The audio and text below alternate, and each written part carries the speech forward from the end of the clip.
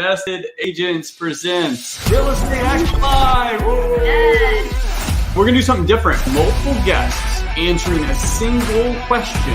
This will be a fun, fast-paced hour with amazing guests. And that is how you're going to win all day, is to empower your people. Too many agents are trying to figure out, well, how do I get my buyer's offers accepted? It's easy. Offer the highest price. It's not rocket science. When you're a realtor or you're doing something in real estate, you have to flip the view of what you're looking at, and you start looking at what other people are doing. So it's really just personality based, and then having people learn the ropes in an effective way. Focus on just being there for people and providing value. I don't regret what I did because it really made me hustle and work hard. Better than we've ever been. We just had our first six-figure month. That 70K just jumped to six figures. I'm all about like building up your knowledge base, building up your mind, building up your spirit, and just slay the day. We're always looking for people to come along and help us with our journey as well. We can also contribute and help them develop their skills. Thanks for having me. This is super cool. Yeah, great. No, it's been awesome. It's an honor to be here. I appreciate you guys. Awesome. Thanks for having me. Hi, Haley. Thank you. Good stuff. Chris, I'm so honored to spend time with you live, teaching thousands of real estate agents how to build their brand and not be a commodity.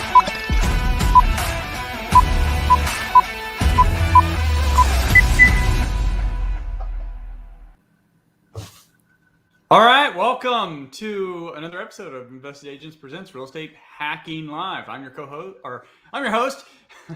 I'm the co-host, Chris Bounds, and I'm here with my lovely co-host, Jamie Bounds. Welcome. Okay, we have a great group of panelists who are going to be speaking about how to build a successful real estate team.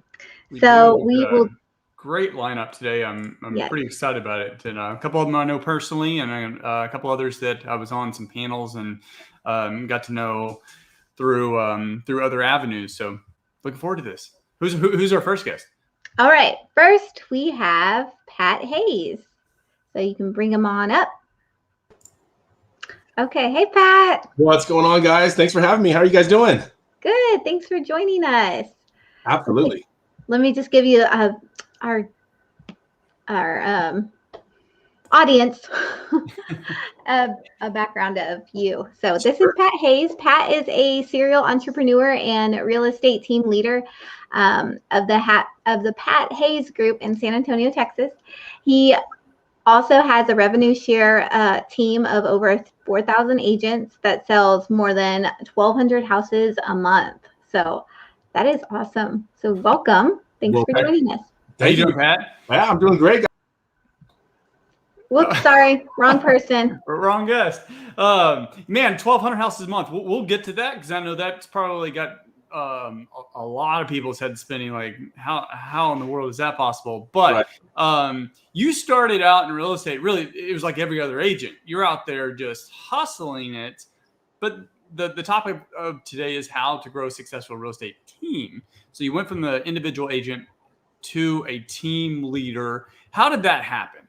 And why did that happen? Yeah, absolutely. Yeah. So, great question. So I started my real estate career in 2014 as a single agent. My first year, I sold about $3.2 million in production as a single realtor, and wanted to leverage myself back then. And the only way for me to do that was to become the traditional team leader. So I created the Pat Hayes Group, hired 2 buyers agents. I focused on the listings. Of course, whoever wins has the most signs in the yards is going to win at listings. So I focused on listings and made the phone ring with a lot of sign calls. And our second year, my second year in real estate, which was my first year as a team leader, 2015, we did 12.5 million in production, 61 transactions here in San Antonio. So it's been a fun ride, and it's always great to leverage yourself, and so that's the whole reason why I became a team leader and created the Pat Hayes Group in 2015. Awesome, yeah, it's a pretty quick trajectory. Seems like you were following the path that most real estate agents that want to be really successful long term in this business. That's what they do. They start as a successful agent, learn the business, start networking, create a team, get top talent on the team, grow and develop them, and just keep crushing it. So you can start a team. Anyone can do that. That's that doesn't right. mean you're going to be successful. You closed your team closed 12 million. Was that the team's first year or? That was the first full year for the Pat Hayes Group. Yep. First year we did 12.5 million in production, 61 transactions here in San Antonio, Texas. You don't do that by accident. So how did that happen? Like, how did you go about choosing the right team members, the folks that you knew were going to be successful, they're going to be hard charging, and also it was also going to be that good working relationship, because you don't want to work with everyone. You want to work with folks that are going to work well with you, and it's also going to grow them and develop them over time.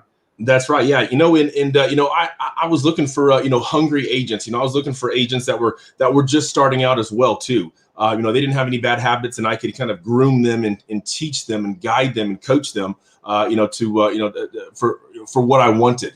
And so, hired two fairly new, successful realtors, and they were hungry, and so they didn't really have a lot of money to spend on lead generation, right? And so that was that was my responsibility, is to generate quality buyer and seller leads, and so that's what I did. We crushed it our first year. 12.5 million, 61 transactions our first year, and then then actually that's whenever I found EXP Realty at the end of my second year in 2015 in December. Yeah. So EXP Realty aside, that your plan was to grow that production team. Like, how many agents did you have at the end of the first year? So I had 3. Okay, 3. So what was your, like, if you were to go back to that moment, what would your 10-year projection have been? Like, how large of the team? Like, what were you trying to do? Or were you just trying to hit a certain level and just kind of coast? Or I was really wanting to grow a big team, and I was I had a goal of about eventually 10 or 15 buyers agents, hopefully doing $100 million a year in production. After my second year, that's whenever I found EXP Realty, and I started growing another team, a revenue share organization that, just like you said, we closed over 1,200 houses just alone last year, 4,100 agents spanning 47 states, 5 Canadian provinces, and 10 countries. So what are the difference in those? Because there are a lot. If you would have grown a huge mega team, and there are plenty of folks that do that, and it works great. But if you were to grow that 100 plus million, ton of transactions, versus you end up going the revenue share route, which is what EXP offers, growing a team. Like, what are the differences between a production team, Pat Hayes Group, and a revenue share team, which you have? And honestly, as a team leader, there comes a lot of responsibility, a lot of babysitting, as I call it. You're the one that's actually out there spending all the money, generating all the leads. The agents don't really have a vested interest, in the leads, because I'm the team leader. I'm the one that's responsible for spending money on the leads. And so, I found it kind of difficult, really trying to scale and grow a real estate production team, just because of a lot of the headaches in the background. A lot of the babysitting, a lot of the agents, obviously they're not W-2 employees, they're 1099 employees. And so they don't have a base salary with, commissions and bonuses. That's not the structure that I had. And so they're really just, kind of working, as they please. And so it got a little frustrating, whenever I was the one that had the big goals and spending all the money on generating all the leads. And, some of these agents just didn't really take it so serious, not as serious as I was. And so I was really trying to, scale that. I had met some other team leaders that had already done that, and I was kind of following, their pace as well. They had hit, over $100 million a year in production, their 4th or 5th or 6th year as a team leader. But, they did say, hey, it wasn't easy. There was a lot of headaches, a lot of babysitting. A lot of agents that they had to get rid of. They fired a lot of agents, and they hired a lot of agents, and they did the disc profile to figure out the best hire and who they wanted as their team leader, or who they wanted as their their head buyer's agent or their head listing agent. So there's a lot of different ways to scale a team. But I found it very difficult back in 2015, 2016 to really scale a large real estate production team. Yeah, it's not easy. Otherwise, everyone would do it, and the folks that do, I mean, they're rewarded very well. But you're a serial entrepreneur. Yep. Entrepreneurs, business owners look for leverage. That's where investments come in, and starting businesses. You found a very unique one with EXP through the revenue share plan to build a team that's different from the production team, but instead build a team that grows back exponentially without your work, almost like rental properties, but even better. Right. So we got maybe 60 seconds left. Kind of explain how that has worked for you and the benefits that you've seen over the past few years with the revenue share team. Absolutely. Yeah, it's been a game changer ever since. Ever since I saw EXP in December of 2015, I saw that they had a beautiful revenue share model where you can attract agents to the EXP model and get compensated very handsomely for it, for helping grow a organization that you're a shareholder of, right? And so we're a publicly traded company, and I saw the opportunity that EXP had to offer, and I ran with it. So fast forward, I've been able to personally sponsor 50 agents to the organization, and out of those 50 agents, it's grown into 4,118 agents as of just a little bit ago, spanning the 47 states, 5 Canadian provinces, and 10 countries. Paying me 6 figures a month in revenue share. And, my whole organization closed over 1,200 houses just alone last month. And so it's a fun, different way to scale a massive team. And, I'm not responsible for, the agents. I'm not responsible for generating the leads. I still have my small production team here in San Antonio, the Pat Hayes Group. But I love growing a revenue share organization, and I love growing a company that I'm a shareholder of. And my organization is actually growing by about over 230 agents are joining my revenue share organization every single month. So that is leverage right there. I can't go do that anywhere else other than EXP. So it's been a lot of fun. I love it. And I'm also blessed to be a part of that. Yes. So you have your core production team, and you're able to now have that at a level that's fun and enjoyable for you. It's not stressful and hard work. I mean, right.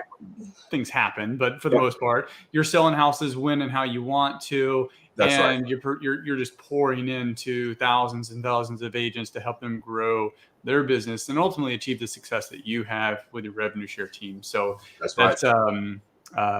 It's amazing. Hey, Pat, these little 10 minutes, they zoom by quick. Yes. It's a pleasure to have you on. Sorry, I'm in Dallas, but we'll see. I think I'll see you again here in a couple of weeks here in Houston. Absolutely. Yep. I'll be there. Yep. Thanks for having me, guys. And I appreciate it. You guys have a great day. You too. Take care. Okay. Bye, guys. Bye. Thank you. You bet. And before we bring on our next guest, you got questions, comments. Hey, absolutely love to guest. They drop some knowledge bombs. Put it in the chat. Let us know what you think. And yeah, otherwise, say hi.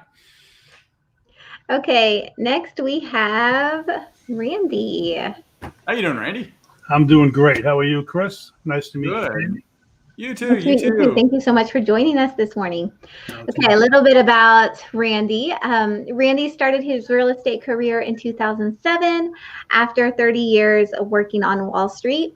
His New York City real estate team includes 16 agents. He also has a revenue share team of nearly 1,000 agents in 46 states and 6 countries. So yay, we have a New Yorker with us today. And once I speak, you'll know that too, because I know my accent is quite thick, right? So awesome. Well, thank you for joining us. Oh, it's great to be here. Hey, Randy, I've been to New York one time. It was amazing, and actually, I look forward to going back. So even a Texas boy can appreciate the big city. So I was had the pleasure of being with you on a panel and really enjoyed the conversation we had. You're a successful team leader. How did you go from an individual agent to team leader? Like what was the reason for that, and how did that look for you? Sure. So, it's a very interesting story. It actually started back, I worked for another company, one of the largest ones in the industry. And on my orientation day there, I sat down and I was a late add to the orientation class. They passed out a clipboard with everyone's name on it, and it said David Reis. And I said, "You got my name wrong. I'm Randy Reis, not David Reis." And the guy sitting next to me elbowed me, and he said, "I'm David Reis." So I sat next to this guy with the same last name, same spelling, which is a relatively uncommon way of spelling it. And we talked a little bit after, and my background was on Wall Street, but he was a cardiologist. who had performed open heart surgeries, and then he went to the corporate side of healthcare, and then he wanted to help doctors navigate out of what was no longer a winning business model, right? The guy that, hung a shingle up on Central Park West or Fifth Avenue was no longer making the dollars that he used to see because of, Medicaid payout rates and insurance costs that had gone through the roof. So about a year later, we decided to partner up. And we focused on both residential and commercial, him forming more of the commercial side. And we did a couple of assisted living complexes, and along with doing some business here in New York City, residentially. But that was the beginning of our team. It was more a matter of, this guy was probably the smartest human being that I've ever met. And he's here at EXP. Now, we're no longer partners, but we are great friends. And if you ever get a chance to speak with him, he can speak at a level that most real estate agents cannot, right? He's, magna cum laude from an Ivy League school, and he can present it from front of 1,000 people. But once we came over to EXP Realty, I realized that I wanted my team to grow, right? EXP facilitates that and basically lays a groundwork that is very fertile. So the opportunity to grow a team and the benefits of growing a team are so significant. And we were very early on here in New York City. I'm actually agent number 1 in New York City. It took us about a year and a half to get opened. So I really believed in the EXP story to such a degree that I gave up my business in 2018 to be here and try and help assist get this open. 2017 was the best year that we had ever had in real estate. So it really was a leap of faith. We didn't know when we would be open, but I knew that I was going to do everything I could to try and get us open as quickly as possible. It took about 14 months. We opened in July of 2019. And then we were hit with New York City had to slow down immediately, slowest fall and winter in many years. 2020 started off, we started to get busy, and then COVID hit. So New York City's had a really rough go of it. We were hit harder by the COVID decline than just about anywhere else. All the people were leaving the cities and migrating, and that's what caused all of the great business that's happened around the country. But we started to hold our own back in December. Business started to grow. We started to really grow our team this year. We had 4 agents coming into 2021, and now we're at 16. So we've added significantly to that number. A big part of the impetus of my growth was bringing in someone to manage my team. So I hired someone who had been the head of production at a very large company here in the city to come in and manage my team, because I am not a hands-on mentoring kind of guy. I'm more of a top-down, overseeing the process. Visionary versus operator. There you go. You hit the nail on the head. I can see you've read Rocket Fuel, right? Yeah. Yeah. I'm the same way. I'm more of a visionary. The operations, and I'm also an introvert, which makes operations and management a little bit more challenging for me. It sounds like you might have some of those, some of those traits too. Yes, I'm great at getting projects started, but I get frustrated and I don't want to finish them. So I need someone who is going to implement all of the things that need to be done. Awesome. So it sounds like that was a huge part of the success of the development and really the main success and driver in the growth of your team, right? Is bringing on that operations role. Yes. Well, he's allowed me to be able to focus more on the attraction efforts of growing my team, right? And, I believe that recruiting cures all of the worries, the failings that may occur in running of a team, because when you bring in X number of agents, some of them are going to be able to assimilate the work ethic that's necessary to make the calls that, to get on the phone 10, 20 times a day with new people. And some are just not. I mean, you can try and affect people's behavior through a self-discovery process, but that doesn't always work with anyone. And the more that they realize that there are people waiting to join, waiting to come on board and replace them if they're not willing to do that, the more that seems to change their own behavior to the point where they become more effective at what they're doing. Yeah, I remember reading Barbara Corcoran's book, and that was her strategy. There was never an empty seat, and there was always someone ready to replace a seat, and she made that well known. And of course, we kind of know how her story has developed.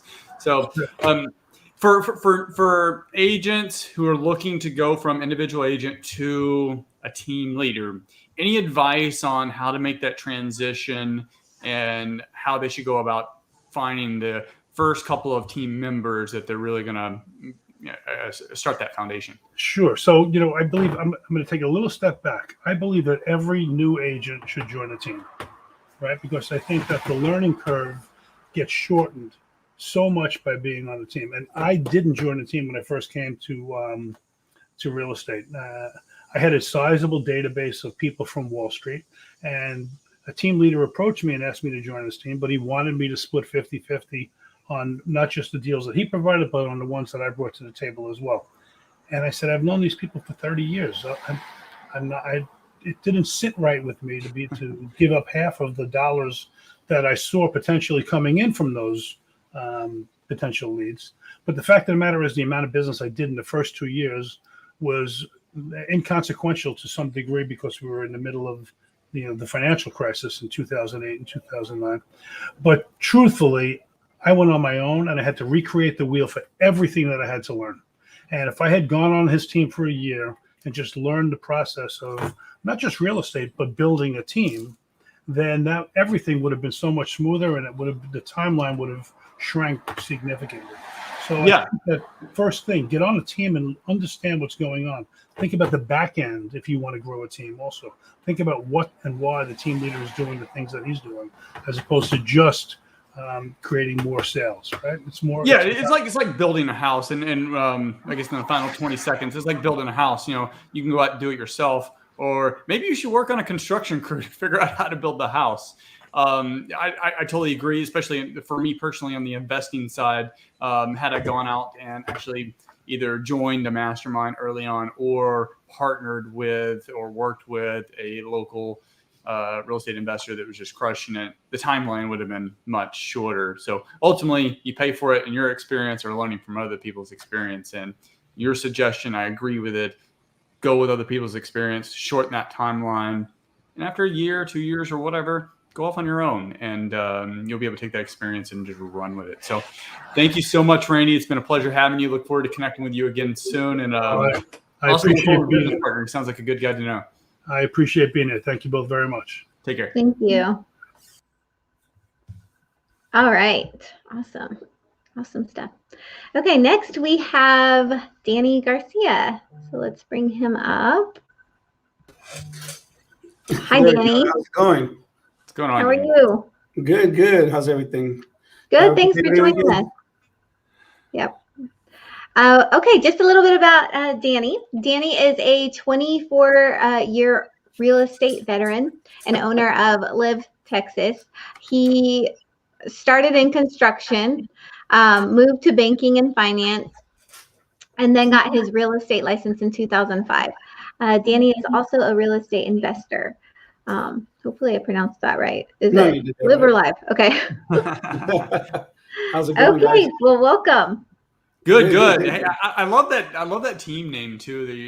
Your business name. It's Live Texas. Yeah. Whenever I saw you put that on there, I don't remember, it was a year or so, or maybe it was a little bit longer ago. Loved it. So, all right, you've been all over the real estate spectrum. But you've been an individual agent. Now you've got a very successful real estate team, just crushing it. You're doing real estate investments as well. How should agents make that transition? Like if they really want to make the transition, how should they make it from individual agent to growing a team? Well, in the beginning when I always saw the team growth and everything. When I started, teams were not that common. And if they were usually husband and wife teams. But as, time evolved, you started seeing, the teams set up kind of, becoming more and more common. One of the biggest things like with me, what I always kind of hesitated was about, I'm kind of like, your previous guest, I'm more of a visionary versus a systems guy. And so, to have a successful team, that's probably one of the components you really have to have is, the whole systems and everything to back up your team, because obviously you're not communicating, on the phone on a daily basis or for every transaction. So the systems is probably the most important thing, when you want to transition to a team. So if you're going to start, doing that now and think about building a team, you should start looking to get heavily invested into systems right now. Because when your team comes on board, if you really don't have any systems in place, I mean, really, you just have a lot of agents doing their own thing, and it's going to dissolve quickly. How did you, when you made that transition?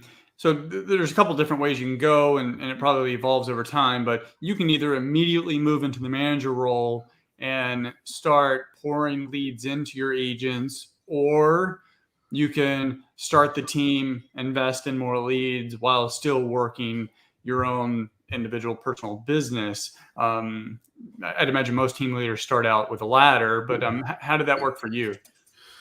Well, when you talk about team leaders, number one, you have to be able to lead, So, I mean, I know guys who have teams, but they never pass one or two people over, And I tell people, you constantly have to improve in what you're doing, similar as you. I mean, you're a big investor, well-known in the industry, and you know a lot of your products and a lot of, different ways to get on creative financing and every term. So I think a lot of times with the seasoned agents, you might think, oh, I really don't have anything to offer. But a lot of people usually nowadays are looking for more of a mentor. They don't really just want to come into a team and basically, hey, plug in and do your work and let's figure this out along the way, So I know like with our team, in the beginning, I was like, okay, what am I going to do? I'm really not the systems guy. Let's put it that way. Mm-hmm. But, I had a lot to offer on the table, and I found a lot of agents wanted somebody with experience and does the word team leader, you're going to lead them, and a lot of people kind of miss that all the time. It's like, I got a team, but, nobody's really leading. So I think if you want to get to that point, is you really have to develop those skills in leading other people, having people become attracted to you in the aspect of, hey, he sincerely wants to help us grow the business, and wants to help me grow the business. Because, that's probably the core, what I've seen, even along with friends who have very successful teams, is you bring value to the team members in your team. Yeah, I mean, ultimately, the team leader, and also this, anytime we talk about team leader, it correlates very well to independent broker owner for like small 5, 10, 15 agent brokers. But it correlates, I guess what I was trying to say, you're either pouring leads, therefore driving money to them, correct, or skills. But preferably, and the best ones are both. Correct. And it becomes very difficult to do that when you're on 6 appointments every single day. Because in that situation, and there's nothing wrong with it, all depends on your dynamics and how you want to set up your business. Everyone's different. But in that situation where the broker owner, the team leader is out there on 6 appointments, 10 appointments a day and doing all this other stuff, you're competing with your sales agents. It's like the sales manager in corporate America on the floor actually taking sales calls while all their sales agents, they're competing with their own agents. So you're right. How do you, but you still have to eat, right? It's a dichotomy. So how do you balance that? Well, the balance goes in this is, we bring in a lot of leads, I still service, some of my old longtime clients, and, I've let go of some of them understand the structure, but, when you start a team in the beginning, it's very difficult because, somebody who's done a lot of production in the past years and you've run solo all your life, you kind of just have a hard time letting go of things, So I remember I experimented, 2 years ago, I brought in a buyer's agent. And, I just kind of started letting some clients go, and we're doing the whole 50-50 split, fully approved, everything. And I ended up finding out it actually freed a little bit of my time, and I was able to make money and still service other clients that I was leaving behind. So that year, I ended up taking a 3-week vacation because now I had realized how this works, and, it was okay to let go of things. But, that's probably the hardest thing is as a team leader is letting go of some of the clients and letting your team work them, and taking the lead on some of these leads that you have. And one thing that I did realize was I was leaving a lot of business on the table, so, I wasn't servicing every single lead that was coming in as an individual. So I was really just missing out on money, at the same time. So you kind of find that balance where you're like, okay, here's, a couple of $100,000 worth of clients who bought because I missed them or I couldn't service them. So what do? You realize you have to start leveraging up and not letting people help you with those particular clients. So it's like one of my, my previous brokers said, she goes, man, look, do you really want, 50% of 100,000 or do you want nothing? I'm like, well, I could do a lot with that kind of money. So, when you realize it, you start realizing, just trying to be that greedy mindset, just kind of hinders you from making more money. Love it. I guess this probably be the last question, maybe 60 seconds. Nobody wants a team member to leave, especially a very successful one. Same thing in corporate America. You got a rock star employee, you don't want them to leave, but it's going to happen eventually. And that's just business. How do you handle, and how can team leaders and independent brokers cheer on that agent that has grown under your wing, taken the skills and gone out there and built their own business, been really successful, and then decide, hey, I'm ready to go off on my own, or I'm ready to start my own team? How can the team leader handle that to where the relationship actually thrives after that moment? Because you're not going to be happy, but you should be happy too. Because that's you should. Yeah. Yeah. Well, the biggest thing is this. I mean, I've always been in a leadership position where there was leading, youth departments or, big banking groups, or even with my construction team, So one of the things I've always seen it in the beginning was when they're ready to move on, it's almost like a parent. You did your job, and you should be proud of your product, So going back to this particular agent that I hired, she was the first one to move out. She says, hey, you need to take your business to the next level, or I'm going to have to go somewhere else.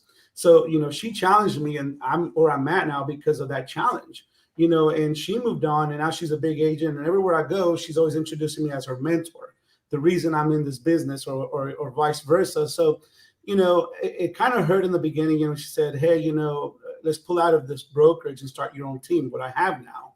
And I was kind of, I'm fine. I've been doing this, I just needed one buyer's agent and not the full blown team. And, when she moved on, I was extremely happy for her because, I took her from, like I tell people, from point A to point Danny, avoid all the stuff in the middle. And, she's crushing the market now, a year and a half later. So to me, honestly, it was a proud moment because, I like watching people grow. I like watching people move on. It hurts, but I think that's part of maturing as a leader is knowing you can't retain everybody, and if somebody moves on, I feel like that's a sign that you've done a great job, especially when they're producing and they're not going back to a job, to a 9 to 5. Yeah. So I've learned to deal with it over the years, and I've seen some friends of mine who struggle with it, and obviously they grow out of it. And as you start growing up, I'm gonna use that word, as you start growing in leadership and maturing, you learn it's part of life, and you actually become supportive of them. And the law of reciprocity, it all comes back. Exactly. Relationships over transactions. Correct. So preserve the relationship, especially one that's very positive, where they've been able to grow under your leadership. Mm-hmm. Like, you're going to get the rewards. May not be financial, may not be transactions. You don't know what that's going to look like. But if nothing else, it's just knowing that, hey, you've touched someone else's life, that they've got family, and that that ripple effect goes beyond generations. So, hey, Jenny, these quick 10 minutes, they go super, super fast. Look forward to seeing you again at the next event. All right, you take care. Bye-bye. We'll see you soon. Thanks for joining us. Take care. All right, good stuff. This is a great topic today. Okay, let's bring on our next guest. Okay, here we go. Ooh. Okay. Next, we have Angelita Byrd. She has over 15 years experience as a real estate team leader. Her Philadelphia team consists of 7 agents. She is also a 2-time published author. So welcome. Thank you so much for joining us. Thank you for having me. I am just super flat out excited to be here with each and every last one of you today. Absolutely. Thanks for joining. Yeah, we got connected in the EXP workplace. So that's our kind of water cooler and collaborative board. So very excited. I mean, you're a veteran team leader.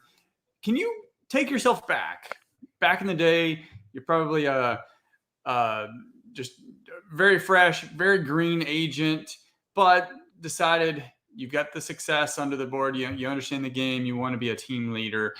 For you, how did that how did you make that jump on, hey, actually, I want to start a team?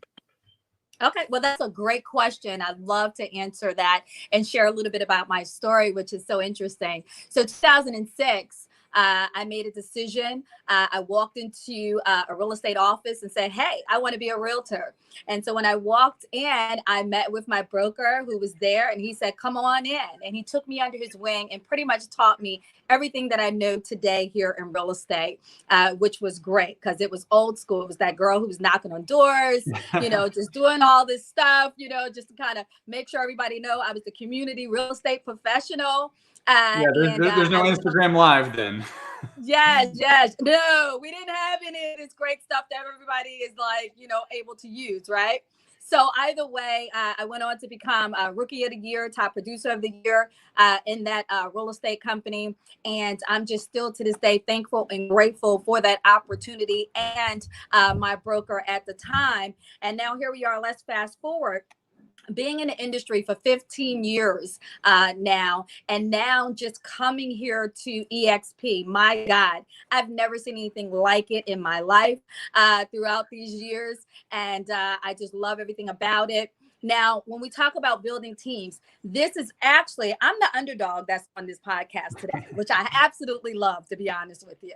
So either way, so here at on this podcast, but I decided when I saw the business model, I said, it's game over. It's game over. Because throughout my career in real estate, yes, I was pretty much a solo artist. I would get people to come into real estate offices here and there. But when I talk about being a veteran team leader, that's in my other business. I do come from the direct sales industry where I built a team of thousands of individuals in that organization.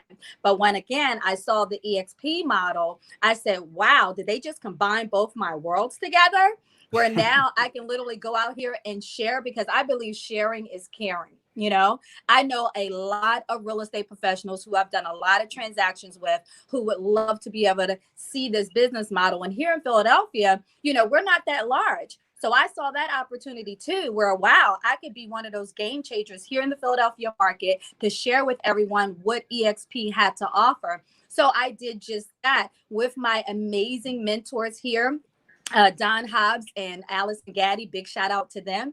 And literally, we just started throwing people in front of the information. And as I did that, I probably shared it so far with over 40 people plus and counting, right? Who is still on the fence that got 1 foot in, 1 foot out. However, I was lucky to get the 7 amazing individuals that decided to come here and join my team. But let me tell you, this is the interesting about how the world comes full circle. That one person who happened to join my team is, guess who? That broker who taught me everything that I know. Wow. So he literally just came on board 2 weeks ago. He is a broker and holds the highest designation in the commercial real estate industry, which is the CCIM. So I'm just thankful and grateful. He said, you know what?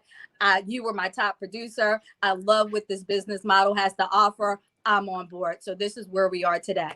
That's an amazing story, and I've heard that on a few occasions. Our earlier guest, Pat Hayes, had a similar story, and it wasn't agent number one, but it actually happened. So you've taken a different approach to the team. The more traditional team approach is the production agent team, get 2, 3, 4, 5, 10 agents, and as a team leader in charge of skills, building or personal development with the agents, and training, and also leads. There's a lot of management involved while you still have to eat. So you're usually out there selling too, until you grow a sizable, just robust team. But you've taken a different approach, and it's a much more passive approach in that you can do all the same things, and you don't necessarily have the management requirements as a traditional team leader, because EXP has that with the 700 plus employees and the local broker support and all the training. So what was the light bulb moment for you personally? We only have like 2 minutes, but what was that light bulb moment of, this makes sense? The light bulb moment actually was just the culture that this company had. And that's what I loved about it. When I met with folks and they showed me the business model, I just loved the energy. I loved everything they showed me. I went out to Phoenix and I was at Brett Grove's event out there, met a whole lot of people. And that was just aha, because again, in all my years of the real estate industry, as you know, with real estate companies, you have one office here competing with the next office, but yet it's the same company. And I noticed here that this is a company where everybody want to uplift and everybody want to build each other up. So again, right now, I've only been here 4 months, 7 agents on my team. We've done over, we have at least 1.2 million in closing so far and counting. Nice. We have multitudes of listings out there, and I'm just looking to expand and continue to grow this team and just kind of be out there with all the rest of you awesome rock stars are. Awesome. Thank you so much. It was such a pleasure having you, and look forward to connecting with you again in the future and seeing how your team grows. Absolutely. Thank you for having me, guys. My pleasure. Take care. Bye-bye.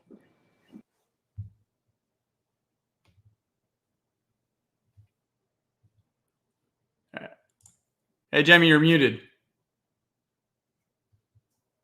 Forgot to turn myself on. Next we have Connor. Okay, Connor, a little bit about him. Welcome. Thanks for joining us. Yeah. I'm just not on my game this morning with the StreamYard, I feel like. Okay, Connor. Connor is a former professional online poker player turned real estate investor and team leader.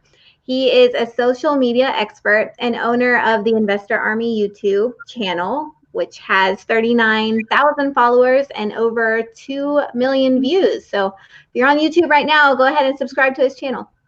Connor's revenue share team. Connor's revenue share team consists of over 1,300 agents spanning 35 states and 4 countries. So welcome. Thanks for joining us. What's going on, guys? Thanks for having me. What's going on, Connor? So a couple investors mentioned wanting to get together for some poker night. You were not invited. I was like, I hope they like losing money. I do not. Maybe you can play with like Michael Jordan or something like that who can actually compete. All right. You took a totally different approach to building a team, and it was a very we only have 10 minutes here, so I want to be like a leech and suck everything we can out of you. You took a different approach to building a team. You had zero desire. Actually, you weren't even a real estate agent, but you were a real estate professional. You were an investor, rental properties, notes, subject twos. You were doing some flips and wholesaling. And then the stars aligned. What happened? So start there. And why did you decide to even go out and get your license and do all this craziness? Yeah, I mean, a lot of people have been reaching out to me about EXP for a long time. And just to be honest, guys, I just blew everybody off. For like over 2 years, I would look at like the 5 seconds of a presentation. I'd say, I understand why it's powerful. I understand why it's going to work for somebody. It's just not for me. I never really took a deep look at the business model. And then I was speaking at an owner financing event in Jackson, Mississippi, and I got to stay at a house with other speakers at that event. And one of them was the #1 guy in our company. And I was finally kind of wrangled down where I couldn't escape for 3 days. And I was able to see what everybody else is seeing, which is the best business model, in my opinion, that's ever existed in the brokerage world. And I saw that this was going to give me the ability to run a full real estate entrepreneurship business, meaning on both sides of the business, sales side and investing side. I could have an active income component, a residual income component, and an equity component to my business. And I said, this is the first time this has ever been able to be done. The other thing I said is this is going to give me an international platform to grow an organization all around the world. So because of social media, the world's connected, it's getting smaller and smaller. And I realized that the size of my business is directly related to the size of my market share. And to be able to leverage this business model and get outside the management, meaning I'm not inside legal review, I'm not handling contracts, I'm not handling paperwork, I'm not handling accounting. I was going to be able to scale this business in all these different markets and connect with partners I have in different markets. Use social media to scale all my businesses simultaneously alongside this one. So that was the big one: international growth opportunity, and then the ability to create wealth with my sales with a license that I just hadn't seen before on the sales side. Yeah, so you basically took it's almost like a affiliate sales, referral fees. Referral fees are basically what agents call affiliate sales, but you were able to do that in a way that exponentially grows. So we both own rental properties, but our rental properties never get up, walk down the street, and buy another one for us. I would love it if they did. It's never happened before. Rental properties do call us, like one last night that their HVAC went out. They do call us and say, hey, we're going to be late in rent. We'll pay you at the end of the week. Rental properties are great, but they do cause, there are some headaches. They're not completely passive. You took a different approach through the revenue share, to the affiliate sales, referral fees, something that grows exponentially, and it grows over time, and it pays you every single month, and it truly is passive. How is it truly passive, and why would anyone even focus on that? Because I mean, what can you really make? Like is it even worth it? Well, I mean, it's a substantial income stream. I mean, people are making 5, 6, and even multiple 6 figures a month in residual income. And the ability to have a recurring residual income stream that comes in that you created one time with your time ahead of time is the most important thing every entrepreneur needs to understand. It's the only thing that really matters is residual income streams, because if you trade your time for income, what happens when you can't trade your time for income? And this happens to everybody. Life liabilities pick up, children, grandchildren, taking care of your parents, health issues, all sorts of things are going to pull your time away from your business. And there's a ton of people in the industry that are money free. A lot of top sales agents, a lot of top investors flip houses, a lot of active income earners create money freedom, but they don't have time and money freedom. So residual income is the only way to do this. Now, the traditional ways we've always done this through investing are rentals, notes, passive money lending, side businesses, affiliate marketing businesses for information products. But there's never been anything like the revenue share model that I've come across, because I've been in different industries over the past decade or so. I've built over 20 separate income streams. Some are big, some are small, some are average. But I've had a taste, and I've been able to test, I guess you could say, lots of different ways of creating income. And as far as scalability with the low risk, I've never seen anything like this, because it's leveraged. Like you just said, my rental houses don't grow legs and walk down the street and buy houses for me. But on top of that, it's like, not only if you look at it as cash flow numbers, like a rental house will buy a rental house, they will also, as far as agents go out there in the marketplace and find inventory to bring back for investors to buy for their investing business. So it's a complete cyclical pattern of how you can run both sides of your business together. Now, the income for the revenue share is massive. I think you asked me how much we're making. It's right around $50K a month. So last month I made just over $48,000. And how long did it take that? Just a little over 3, coming up on about 3.5 years I've been here. So yeah, we're growing at over 100 agents a month. Now I think we're now in 43 states, 8 Canadian provinces or something like that, or 7. And it's growing so fast, it's really out of control. And that's really what you guys need to understand about this is leverage, duplication. This grows without you having to grow it. So it gets outside of your time element, which means you're leveraging other people's time and other people's money, which is how you grow a business. Yeah. So that's why it's so powerful. And you still buy rentals. I buy rentals. It's getting a little tougher. I mean, the market's hot, low inventory. People will pay pretty much full retail for rentals. The rev share that, like just me personally, just this month, so month over month, rev share is now 3 times what the rental income is. And it did that in just 1 month. It went up 3 times. Like, I would love it if my rental properties tripled within 30 days. It's never happened before. Maybe it will one day. I don't know. But the revenue share has, and I didn't have to sign a ton of paperwork for all that to happen.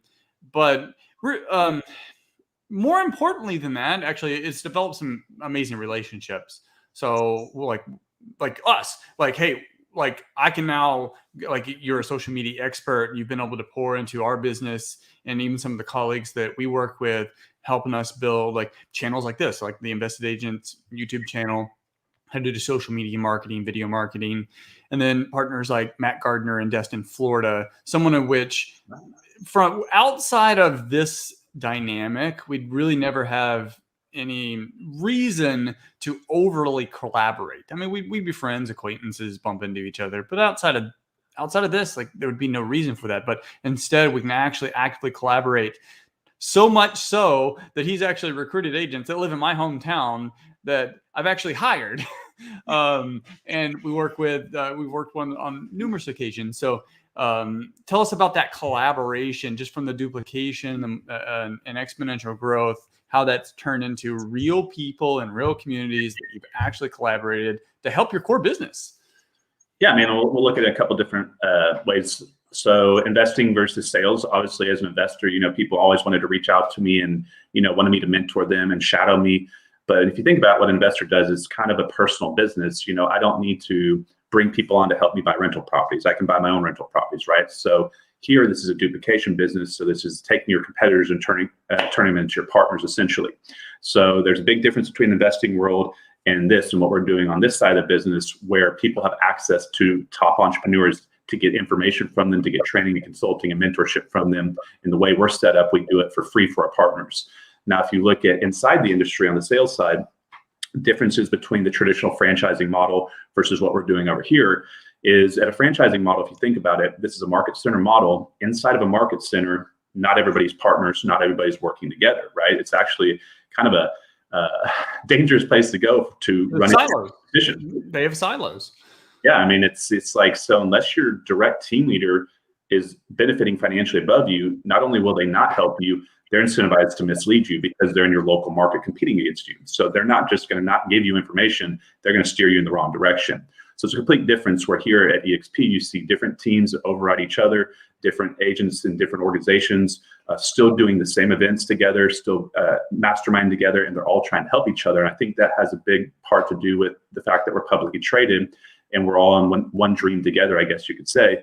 We're all working to get this ship as far down the line as possible. So everybody's working together as compared to working against each other, which is a complete shift in the way the business is done.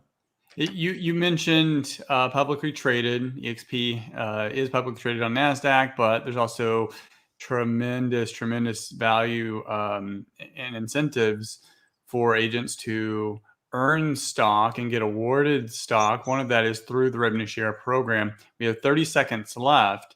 Can you tell us how that has impacted your business? I don't know if you know offhand how many shares you've earned. And I'm going to put one preface on this. Through the revenue share team, the sponsoring agent only earns shares when the agent that was sponsored, the person coming on board, wins when they do the first transaction every year. So you're incentivized by helping them win. And how has that in turn helped you?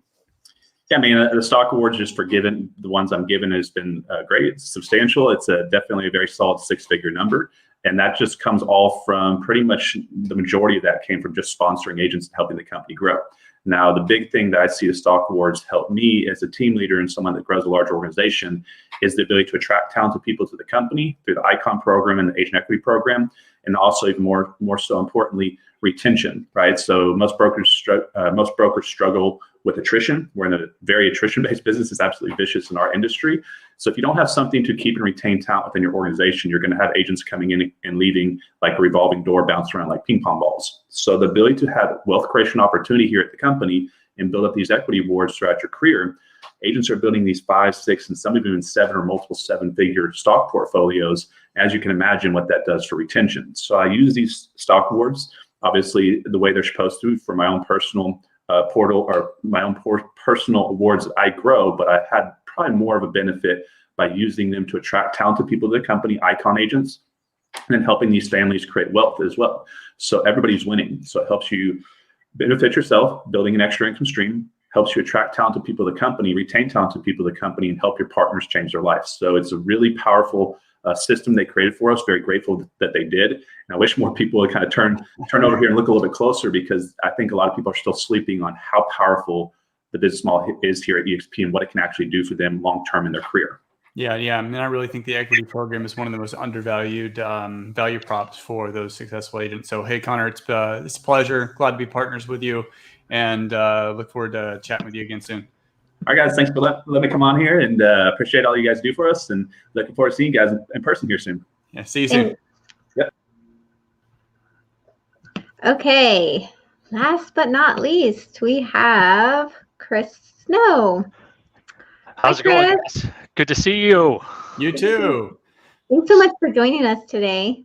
Yeah, you're quite welcome. I have a It's been a hectic day, but a good day, right? It's coming back off a nice holiday weekend and looking and seeing contracts come in. That's always a fun thing.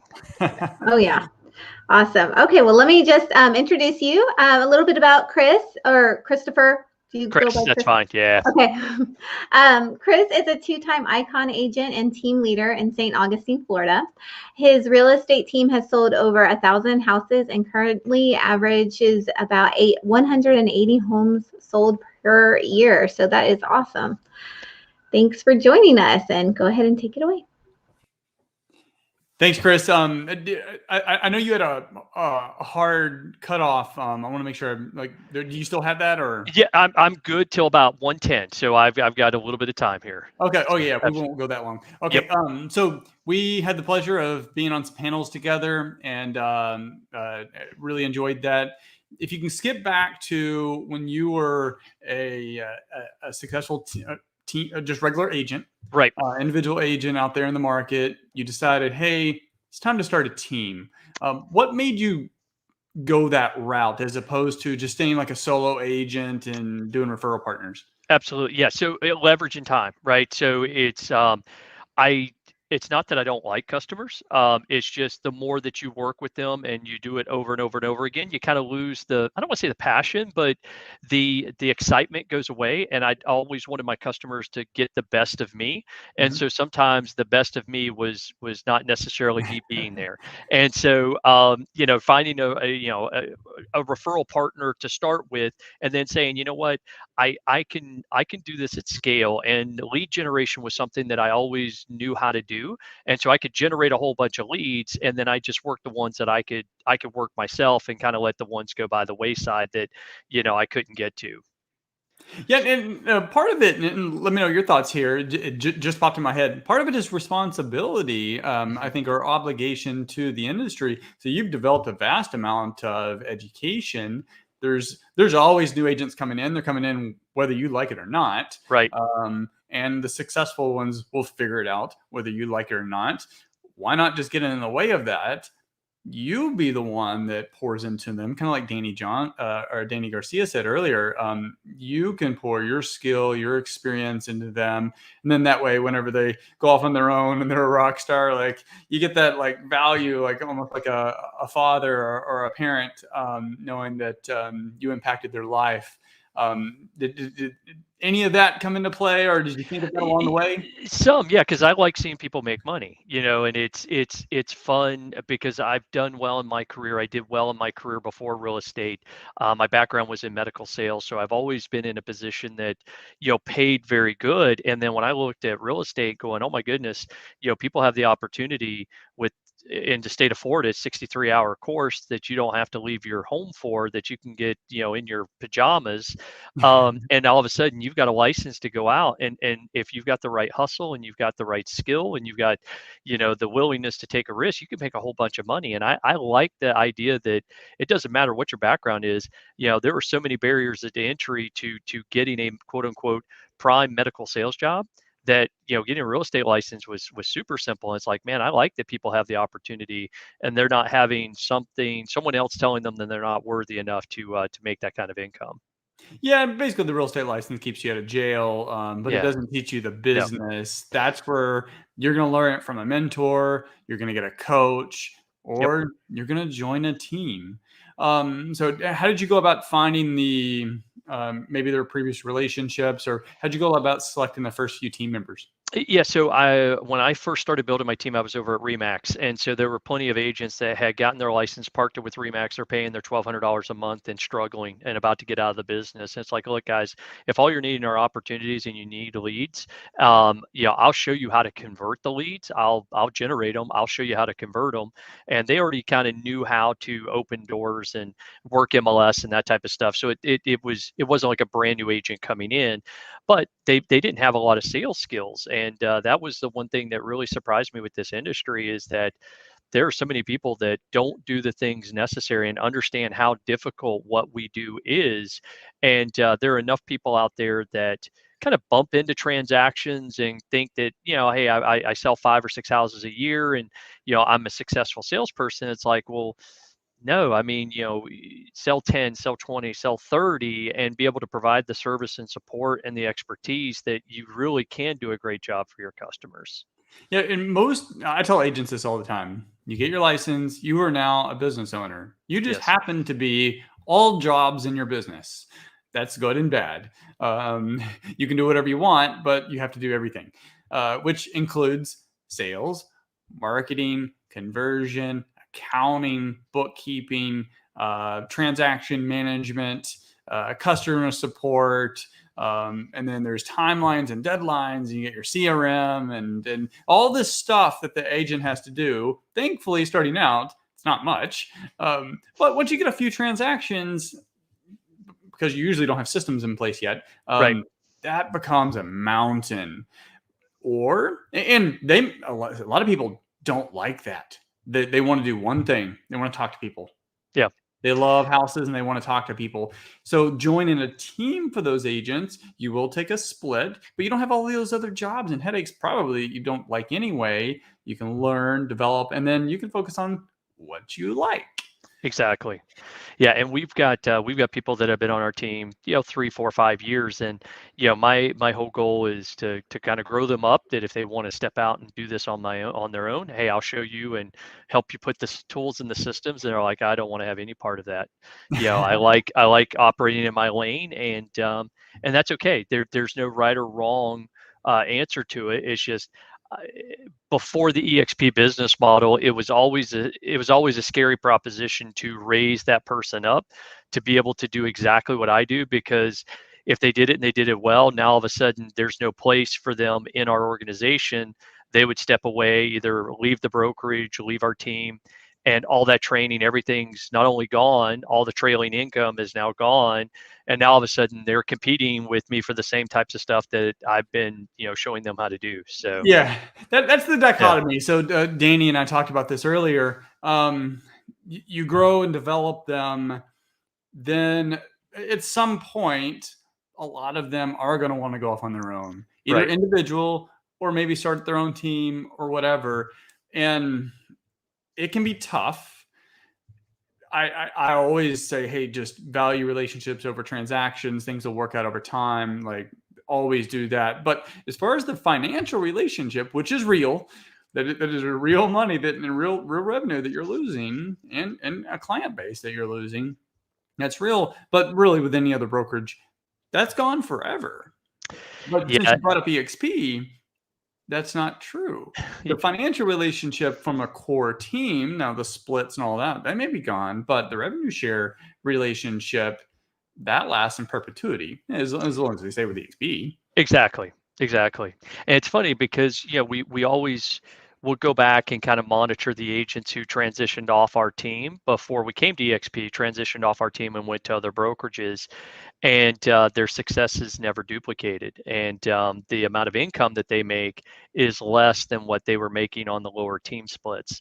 And so, that always burned in the back of my mind that, man, as much as I want to hold people on, sometimes they have to go in order to understand what we were providing for them. Yeah. And so now, as we're having those conversations and onboarding people onto our team, it's like, look, I want you to, before they come on, we want them to say EXP is the company that we want to partner with long term, and that is the ice cream.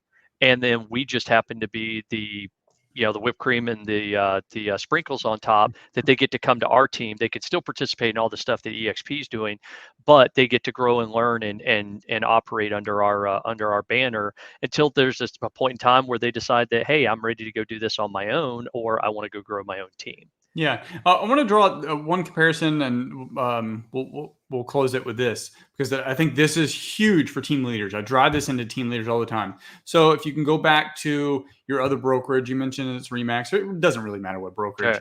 Okay. I join your team. I'm a new agent. Now I'm out there doing $6 million a year. I'm like, hey, I don't need to pay this guy 50% or 30% or whatever. I like you, but it's just time for me to move on. But I still want some coaching and guidance. Like, what's your incentive, even though you may like me, your incentive to coach me once I left your team, and you're not making any money off me anymore. Right. To now train me or network and collaborate with me as your competitor. is probably nearing on 0%. Yeah, and I think there's as much as anything on the other side, they're too embarrassed to ask for it, even though they need There's it. that. Yeah. Yep. True. Yeah. Yep. Because they may feel like a little bit of bad blood or whatever. Yep. EXP, same situation. I join your team. I get out. I flourish. I go off on my own. I'm in your revenue share team. And hey, Chris, got this question. Really weird situation on this transaction. Not sure where to go with it. Or I send that text. Yep. Now, your incentive to help me grow my business still exists. I mean, you still have your core team responsibility, but that revenue share team is that relationship. It's real and it Absolutely. extends. And you're financially rewarded even more as I grow. I tell other team leaders, and when I'm speaking with an individual agent as well, is that you want as many people highly interested in your success as you do, right? And in a traditional brokerage model, it's typically the broker, and that's it. There might be a sales manager, maybe, but typically it's just the broker is the only one who's financially incentivized by that relationship with you in the brokerage. And what I love is that at a minimum, I have 7 people that are highly vested and highly interested in the success that I have, not only selling houses, but if I want to help the company grow, they want to help me grow with me, right? And so when you have that many people that just on a micro level are vested in your success, if I'm not successful, it's not the company's fault. Yeah. It's that my point, you fault. just didn't do it. I didn't do it. I didn't ask for the help. I didn't follow what people who walked before me did. I tried to, do my own thing. And if it didn't work, it wasn't because the support wasn't there. It's because I refused to go there. Yeah, that's a compelling conversation to have with really any team leader that they should go reflect on. So, hey, Chris, appreciate it. I know you got to run.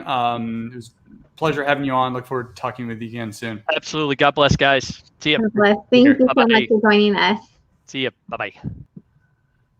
All right. Another one in the books. We will be back first Tuesday of the month. That's when we always have Real Estate Hacking Live. So see you in October. October 5th? October 5th. Yeah.